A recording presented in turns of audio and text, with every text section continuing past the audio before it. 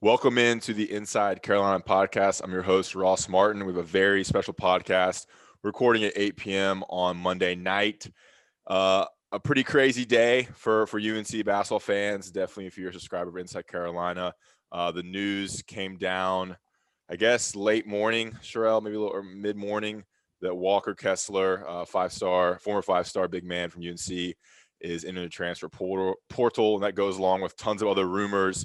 So we're going to break it down now. I want to do this podcast because I had all my UNC friend group chats just lit on fire. I had tons of people texting me. People came out of the woodwork. So I had some girl I used to date randomly text me. I had all these people texting me, asking me what I knew, and, friends from high school. So I just thought it'd be a great chance tonight to kind of just break it down, provide fans, Inside Carolina subscribers, some perspective from Sherrell and Greg. I'm joined by Sherrell and Greg. We're going to get right into it right now. Sherrell, let's start with you. What do you know right now? And then we'll get into kind of Walker's decision and go from there. As far as Walker's concerned, or let's go with Walker. We'll start there okay. and then go All from right. there. So, I think it's something that's probably been gestating for some time. I don't think he just, met with Roy Williams on Sunday night, which we were able to confirm, and said, "I'm going to enter the transfer portal." I think it's something he definitely been thinking about, and probably his folks have been thinking about for some time. And after the meeting, I guess whatever was said was enough to say, you know what, well, this is not the best situation for me, and I'm moving on. So, I mean, from a Carolina perspective, man, it is as devastating a loss as I can remember. Like a non-NBA defection, because one, before the last couple of years, Carolina just wasn't a school people transferred from that often. I think there were maybe 7 or 8 over Roy's 17 or 18 years at UNC. But this one, because Kessler had that face of the program potential, not only was he well liked, he seemed to really, in his short interviews with the media, he handled himself well. You talk about a kid who had all the talent in the world, that he kind of flashed throughout the season. And then he was going to have the opportunity next season to kind of be the guy. So you add all that up. And the other thing, too, I would say, he's not someone who, like, the NBA was on his mind. Like, sure, he wants to play in the NBA one day, but this isn't a kid who was trying to get to the NBA as fast as possible. So I think that's what makes it sting a little more than usual, is that this was kind of a tailor-made recruitment and kid for Roy Williams. And for whatever reason, it kind of went the wrong way. Sherrell, do you know kind of why he wanted to transfer?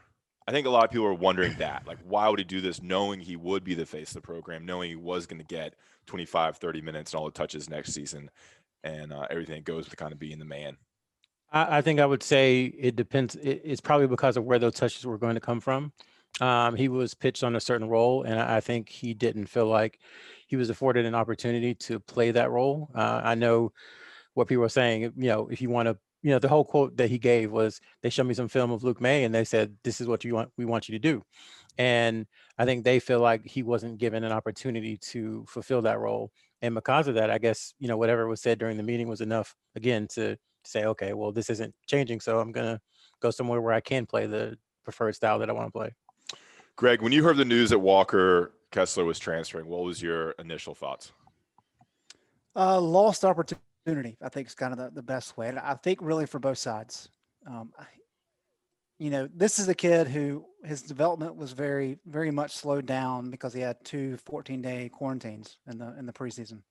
And Roy Williams had the quote back in, I guess, December, saying he went out on the court and Roy told him to do something, and he looked at him like he was talking in Chinese.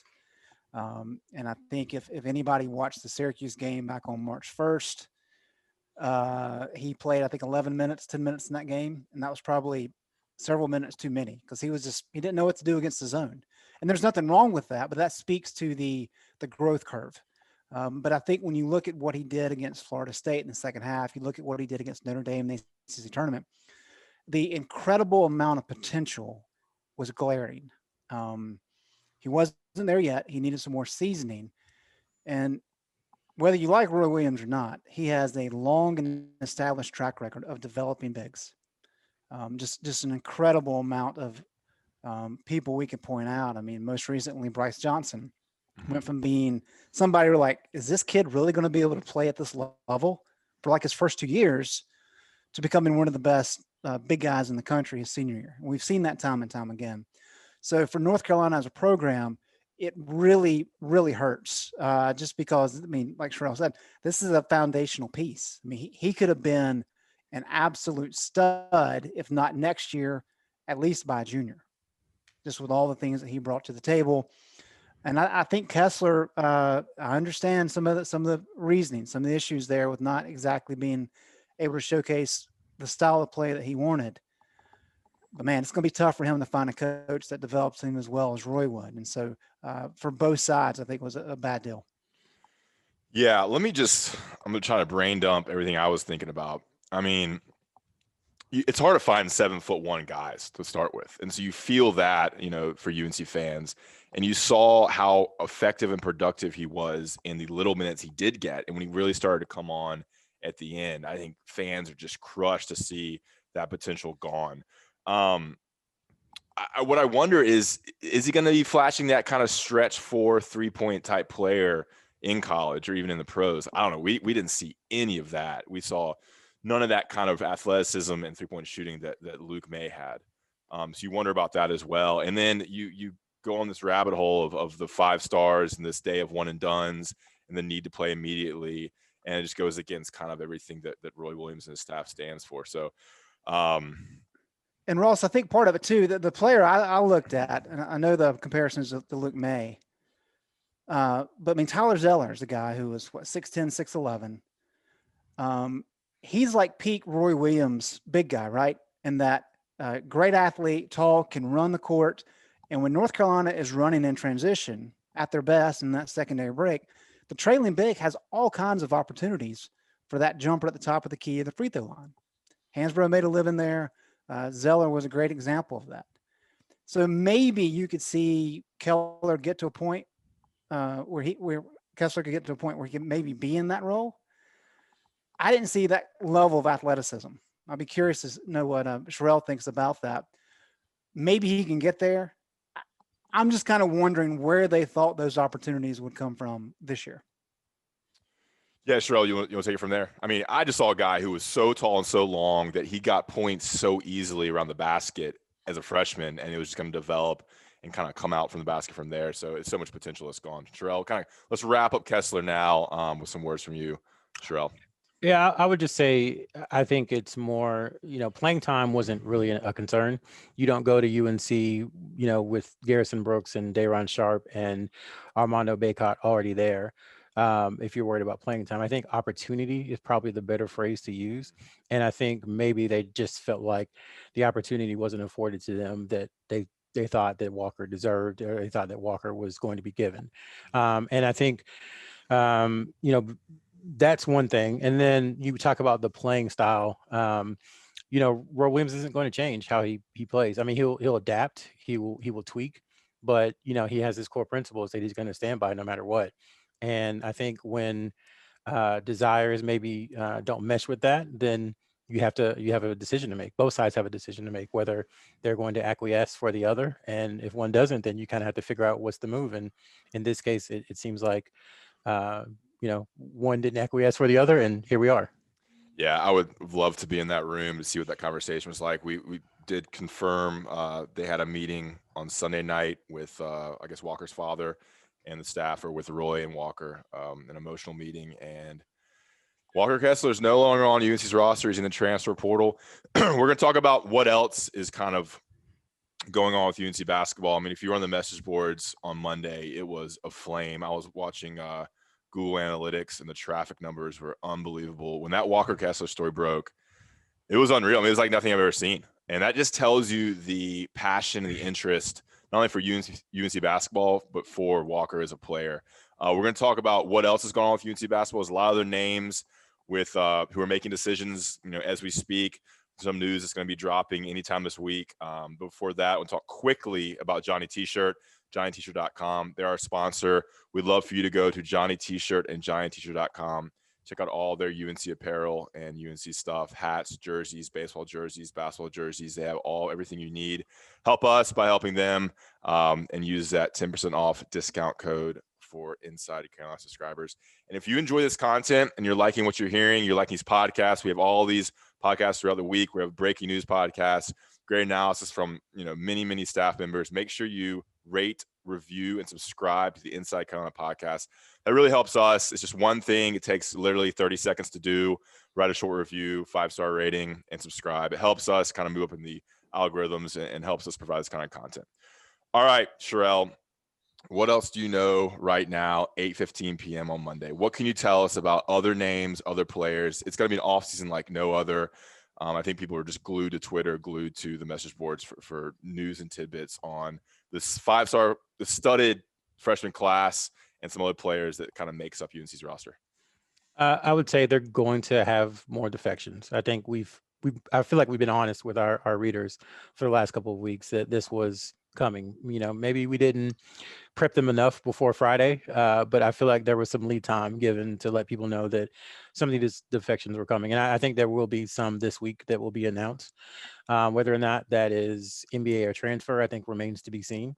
But those conversations are happening. Roy Williams and his staff are talking to players. They're all having their what used to be, under Coach Smith and under Roy, the kind of exit meetings, but that timetable has just moved up because there's a sense of urgency from both sides. Like if you're going to stay, they need to know, and you need to know. And if you're going to transfer, same thing, because they have to, find another player.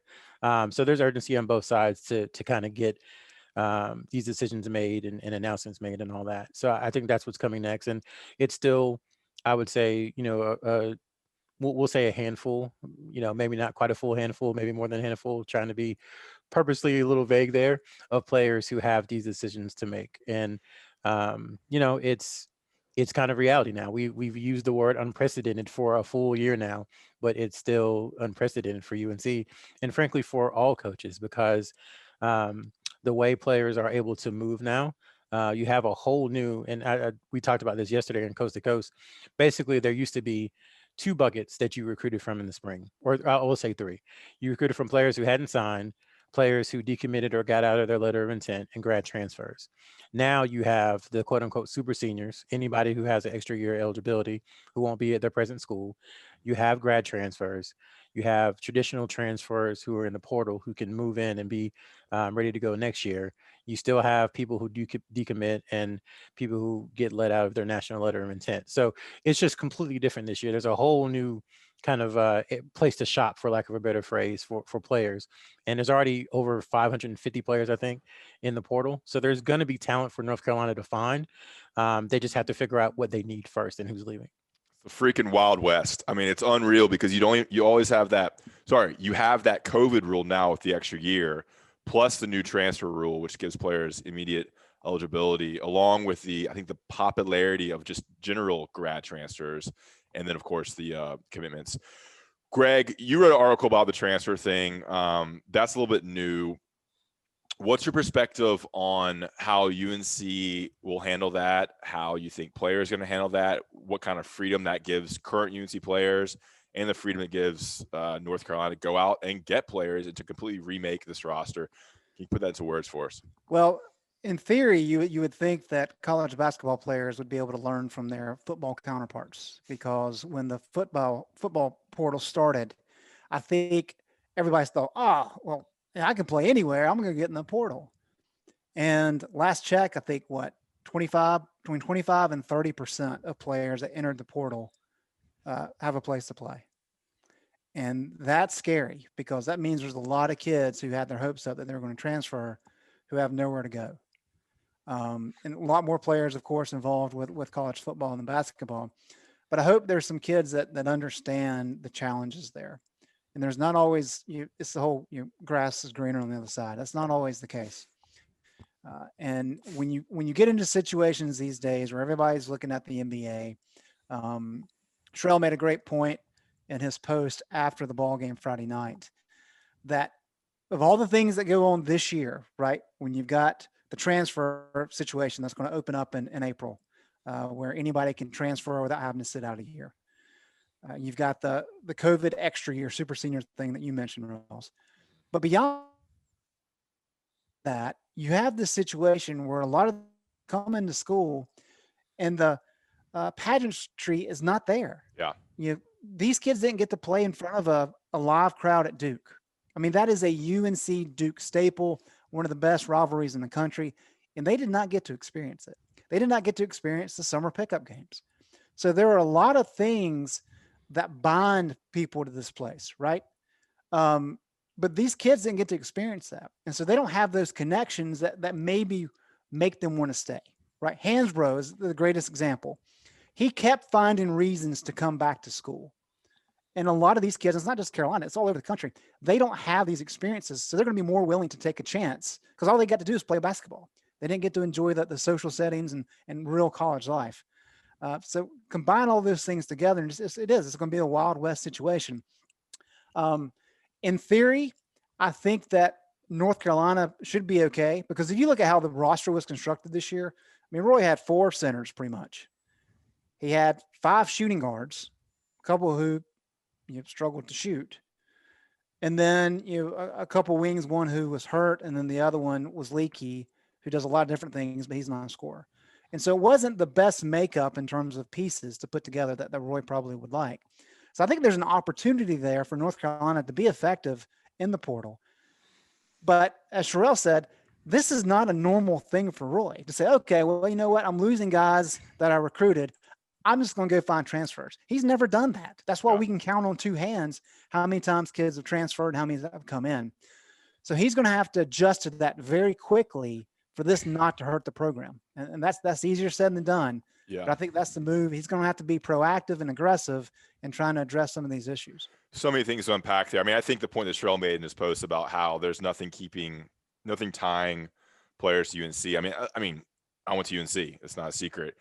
It's beautiful here in the fall. Football Saturdays are unbelievable. The pickup games with Rasheed Wallace and Joel Berry and Theo Pinson and Tyler Zeller and Tyler Hansbrough and all the other alums that come back have to be unbelievable. And you build a connection with the Carolina family that probably gets you kind of excited about your future at UNC and your future after UNC and hanging around those pros, Harrison Barnes, tons of names. That's got to be an awesome experience, and building those relationships certainly kind of ties you. It's a fraternity. It ties you to a group of people, and that's hard to kind of leave. They didn't have that.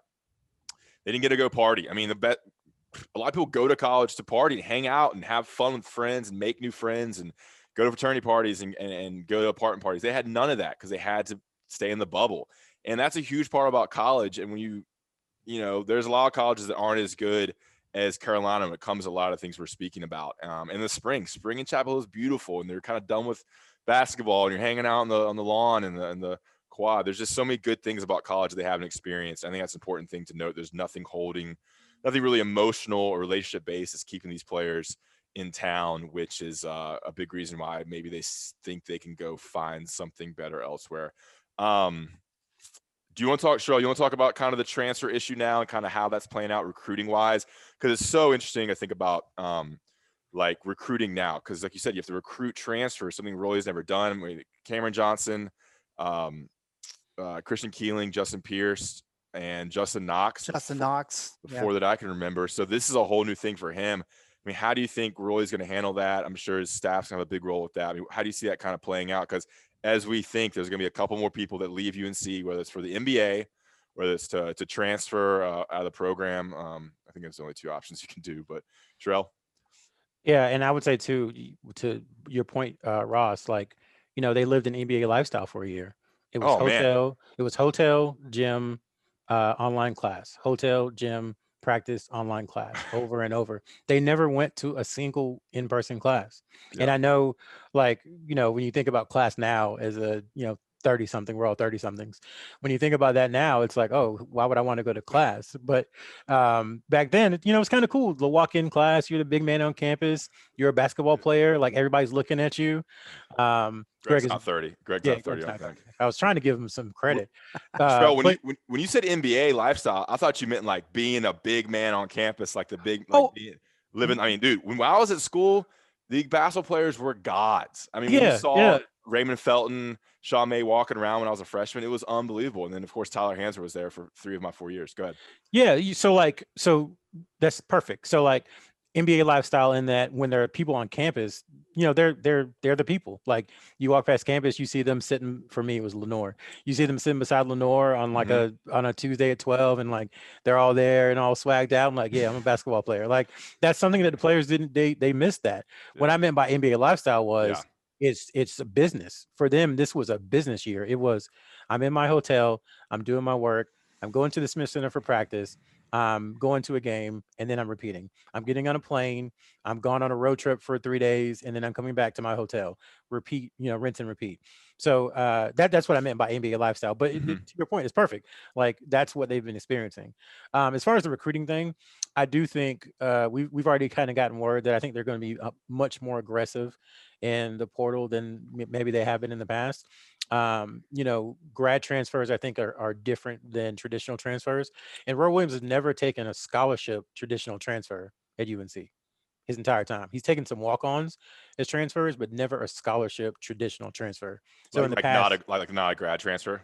right. So a Gotcha. transfer who had to come in, sit out a year, and then play again. He's never taken one of those. He's taken the 4 grad transfers over the last 10 years. So there's going to be a load of talent, and to break this down again. So if you just look at this hypothetical.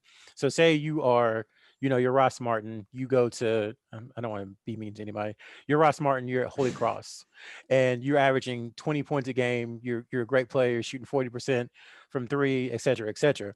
But Holy Cross has a really good recruiting class coming in, and you staying as a super senior would put them over 13 scholarships. That's fine because of the super seniors.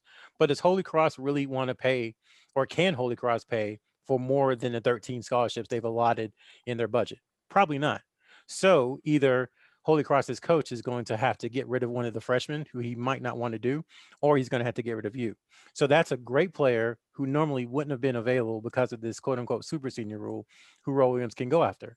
So that's an example of, just finding talent somewhere. And just, that's not, those guys aren't even in the portal yet. So 550 people in the portal already, and those players haven't even gone yet. And they're still, 18 teams, 20 teams playing in the NCAA tournament.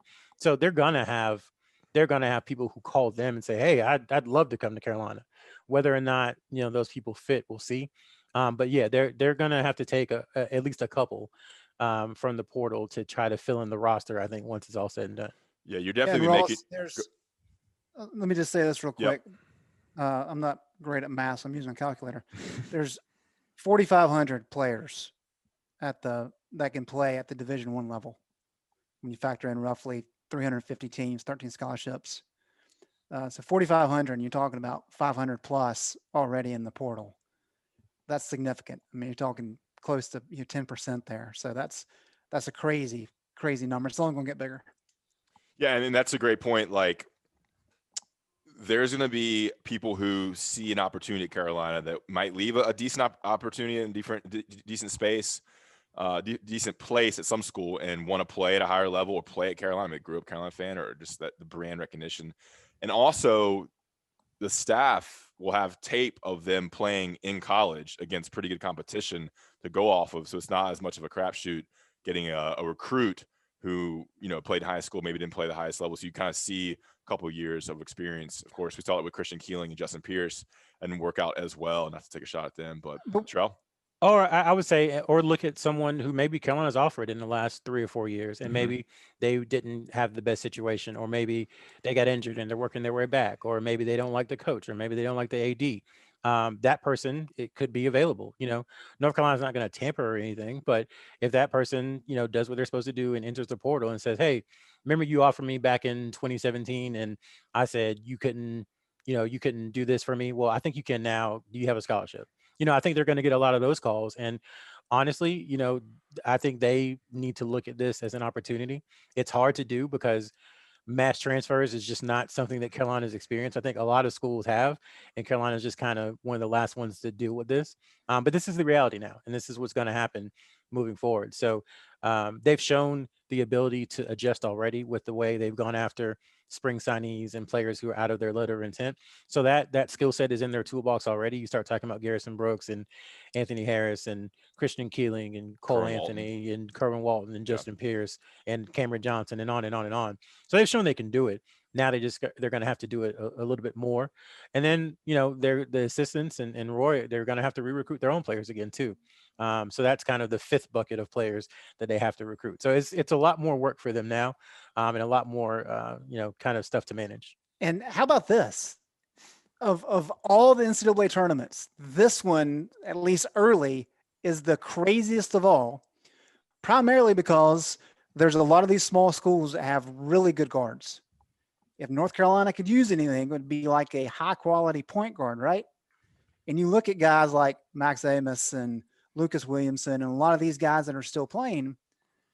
I mean, good gracious, how is that for a stage to kind of make your presence felt across the country? That, hey guys, see what I'm doing in the NCAA tournament? I may be able to help you out next year. So just a lot of crazy dynamics going to be taking place in the next several weeks. Yeah, I think UNC is going to need a lot of different pieces. Guard play, certainly. They could always use some more shooters. I think if UNC had one more shooter this year, I think it'd be a completely different team if they had another Kerwin Walton throughout there, and definitely some big men with Walker Kessler leaving. All right, we're going to get out here on this. Maybe a little bit more conversation on this topic, but Sherrell, you didn't tell us, who or anything like that. I know there's going to be more names entering the transfer portal and some guys leaving the program. Garrison Brooks has a decision to make because he is essentially graduated, has 4 years. He could stay, but there's a good chance that he could enter the professional ranks or transfer as well.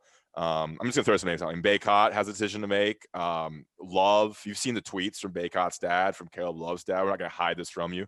Caleb Love is certainly a decision to make on what he wants to do. What do you think the roster, is there any way to predict what the roster is going to look like? Can you do that right now? Like, what can you tell us? Put him on the spot. What is the roster going to look like? The sky is falling like it's a meltdown, like everybody's going crazy. It's just like, I don't know. I just want to talk about like what's going to happen, because I think people are you've kind of brought some perspective and rationality to this, Sherrell and Greg. I'm trying to be like the enraged kind of meltdown fan and try to figure something out. I don't know what you can kind of do to talk me through it here. Well, everybody's not leaving. I think that's a start. There will be players who played last year on North Carolina's team who will be back next year. So I think you can start there. There will be good players who did some good things for North Carolina this year who will be on the roster next year. Then they have 2 signees already in DeMarco Dunn and Dontrez Styles, 2 solid players. I don't know if they are, come in and start day one type impact players, but they can be pieces. They might have to start. Yeah, they might have to start. And then from there, you kind of have to start piecing things together. So say there are, I'm just throwing out a number. This is not indicative of anything. So I'm just throwing out a number. Say there are 6 guys who we know will be on the roster next year. I don't know if that's the case. I'm just throwing out a number. North Carolina has to essentially go out and find and fill things out. And they're going to have so many opportunities to do that. And it is, as someone who covers recruiting, I don't want to use the word exciting because this is not a great day for UNC with everything that's happened, but it is different in that we get to chase things differently as far as, who they're talking to and, what players might be interested in everything. And like I said before, it's just a whole huge new group of people opened up. Before we'd be talking about maybe 3 or 4 spring signees who are left in the top 100. And now we're literally talking about the gamut of college basketball. Like there's no one in college basketball that could, conceivably couldn't end up at Carolina if they wanted to. Literally no one, because of the expected pass of the one-time transfer next month and the super senior stuff. So it's kind of, I don't want to, I want to choose my words carefully because I know the fan base is struggling with this right now. We're putting everything you say into a graphic. We're going to throw it on Instagram. But it is an opportunity for them to find, to fill out the roster and to fill out the roster with, high level talent. And I think that's been one of the issues in the past when you're trying to kind of scrambling in the spring. There's not a lot of high major talent out there. I think this year there will be. We lost Greg. He got sniped off the podcast. I think his internet died. That's okay. I wanted to ask him kind of what this means for Carolina basketball. Here comes Greg. That's all right. Part of the deal here. We're podcasting. You back, Greg? Yep. Sorry. Okay. You missed a great Sherrell answer, but we're back. I want to ask both y'all this. What do you think the developments of today with Walker Kessler and potential developments that could happen with other players and other high-end recruits, and everything you hear about Roy Williams' system and where it is and the maybe stubbornness or inability to adapt, what do you think it means for UNC basketball moving forward? Can you kind of put that into words Yeah, I mean, that's all I gotta say. Like, what's this mean? So let me approach it from this angle. We knew that the NCAA investigation was going to impact the recruiting efforts of this UNC coaching staff. What happened is because Roy Williams had some good pieces in place and he was able to bridge the gap with guys like Luke May, who surprised everybody, and Kenny Williams, who was a great 4-year player, it kind of kicked the can down the road a little bit, if you will. That finally caught up with the program last year. He tried to fill in some of the gaps with some grad transfers to work alongside of Armando and Cole Anthony, who are elite guys coming in out of high school. Injuries played a role. The grad transfers weren't as good as maybe they hoped they would be. You end up 14-19. This year, you bring in a number 2 ranked recruiting class. And I really think this was the year that you're supposed to have success, but you're really building that foundation moving forward. And if everything worked out according to plan, next year and the year after, now North Carolina is back to being one of the top teams in the ACC and can really kind of move forward. What this does, if there's multiple people who don't stick around, now you're hurting that process, and now you're more in limbo, and you've got to patch some holes, maybe with some transfers. And I think that that doesn't really address your question. I'll let Sherrell do that, Ross, about kind of the system, just in terms of how the program is situated right now. It's not the firm foundation that maybe it could have been if some of these all-season decisions weren't taking place. Before you jump in, Sherrell, we heard what Roy said after the loss to Wisconsin about how he thinks they have a great foundation to build on, and everyone saw it. I mean, with the 7 freshmen, including Anthony Harris, RJ Davis, Caleb Love, of course, Baycott as a rising junior, Walker Kessler, Day'Ron Sharp, all these good players, Puff Johnson, Curran Walton, they had all the pieces to build upon. And you kind of saw that glimmer in Roy's eyes about what he could have to work with. But he kind of prefaced it by saying, like, things are changing and there's transfers and there's NBA decisions. We have to wade through that. Sherrell, you want to take us out with kind of a finishing statement note here? Yeah, I was just going to say, I think that it has caused the general angst among the fan base and our readers and subscribers. It's why I used the word ominous on Friday, which I took a lot of slack for. But knowing that some of this stuff was coming, it hurts the fan base, because this is kind of the traditional UNC cycle. If you go back 20 or 30 years, after the post game, people are upset, sure, because people always get upset after an NCAA tournament loss. But then after about a day, they say, wow, Caleb Love and RJ Davis and Kerwin Walton and Armando Baycott and Puff Johnson will be healthy, and Leaky Black and possibly Day'Ron Sharp and Walker Kessler. Like, oh man, there's a foundation there to build. This isn't the year, but next year, man, they should be preseason top 5 and they can win the ACC. That's a team that can contend for a national championship. And I think for UNC, they had that in 2018-19. And then, Kobe, whether you call it unexpected or not, Kobe left, and that kind of changed the trajectory. And then, things never got set last year.